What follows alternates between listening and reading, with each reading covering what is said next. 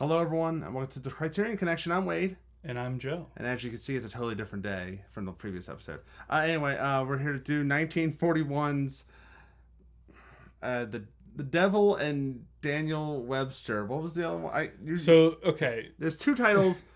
What's the other title? It was released as All That Money Can Buy. I mess it up all the time. And then this is actually also known as The Devil and Daniel Webster, which was the name of the play that this is an adaptation of. Stephen Vincent Benet did the play. It is by William Dieterle. Oh, it's like a German director. It has all other alternative titles. It has Mr. Scratch, Daniel and the Devil, and Here Is a Man. Yeah. So that's all the titles. I'm not gonna put there. I might just make it the whole YouTube video just because it's a long title. It's got a bunch of different titles for various reasons. But it's a great movie. I enjoyed it. It's a great movie. Funny enough, before we talk about the film, I actually have seen the idea of this film before, and not even know it unbeknownst to me. Yeah, so it's like a Faustian bargain. Well, not just that. It's the the Faustian bargain, the devil, the monkey's paw, stuff like that. The idea of you get something, but there's a cost to it. The idea of the devil being put on trial. Yeah. I unbeknownst seen this before with Treehouse of Horrors. Yeah. There's a Simpsons episode called The Devil and Homer Simpson where he sells his soul to a Ned Flanders devil for a donut. Yeah. But this film does not have Jeebus, the main character of this film, being forced to eat donuts. Yeah. And also the 76 Philadelphia Flyer starting line is not part of the jurors. Yeah. Yeah, this was adapted for Treehouse of Horrors. Yeah, I think it was Treehouse of Horror 4. Yeah. But yeah, that's how I know this story. I'm like, I did the Leo Point. I know this reference. Yeah. But it stars James Craig as Jeebus Stone, which is a great name. And he's down on his luck, and he's out. He sells his soul to the devil, played by William Houston. The best part of the movie. Yes, William Houston is by far the best as the devil / Mr. Scratch. Yeah. Who is the grandfather of Angelica Houston and Danny Houston. So royalty here. This is arguably one of my favorite performances of all time. He's so good at it. As Mr. Scratch, he's so untouchable. Yeah. There's even when they show him it's like a inverted color kind of shot of him. But the shot of him entering the barn house, the lighting and the smoke. What a great entrance. Spoiler alert. I pushed for this movie. You did. Because I really wanted to watch it. I know of it, and I was like, we should do this for October. And I was so on with that. Because this movie is it's so good. The way it's shot is incredible. Cinematography's greatness. Yeah, the way they do anything with Mr. Scratch is so good. With the burning the tree, where he's able to kind of fling little sparks.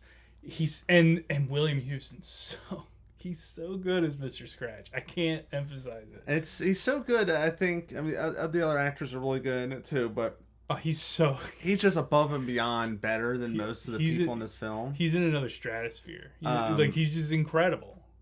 He's so charming and so menacing. He's got that. It's just he's very charming and he's very nice, but there's a menace that's in there, and you don't quite you can't quite put your finger on it, and he's just so good at delivering that. Yeah, it's an interesting study of what can drive somebody to make one of these bargains, and kind of what that fallout would look like, and kind of I think what's great is it's just it's an interesting take. You know, it's that like the whole crossroads like bargain and like having a character have to find a way out and being able to find one with Daniel Webster so that's key point. Daniel Webster is not the main character, even though his name's in the title. He's just a very important character, a nice politician, which puts this movie firmly in the realm of fantasy. But he's a nice politician, a lawyer guy who comes in to help Javis. And it's, I don't know. I just love the experimental like negative shots and like the way they frame Mr. Scratch and like the way they can use the shadows. It's so like it's like the next level of like expressionist from the Germans. Yeah, it's just like another version. It's a German director. So. Yeah, it's just like another level up for me. Funny enough, I think that this director also did Hunchback of Notre Dame. Yeah, in 1939. It makes complete sense. Yeah, so he has a history in the the horror realm, and it shows in this film. It's not the scariest film of all time, but it's the temptation part. It's just spooky. It's just spooky. That's a spooky movie. It's a spooky movie. And I think it's one of those ones where it sits in that feeling of dread. Yes. Of like, because that Mr. Scratch is not a cool dude to make a deal with. No. Like you know it's a bad idea, and it's one of those movies that I could see people being like, don't do that when they're talking to the screen, you know? Yeah. Like, don't do it. And you don't want to do that. And you feel bad for Jeeves because you actually feel for Jeeves. You actually root for him a little bit. Yeah. Yeah, you root for him and how you want his life to be better. Yeah. Without the devil's deal. Yeah, and there's those moments where you're like, he has a good heart, but like, that was a bad decision, or like, he does something that isn't super great, you know, but he's still a likable character all the way through. Just like, you know, even when he's rich, like he's still like, he's not the worst. He's just kind of, he's been tempted and now it's corrupting him a little bit, but he's still like, he's trying to provide for his family. Yeah. So Joe, would you recommend the film to the general audience? Oh yeah. I'm gonna recommend this one.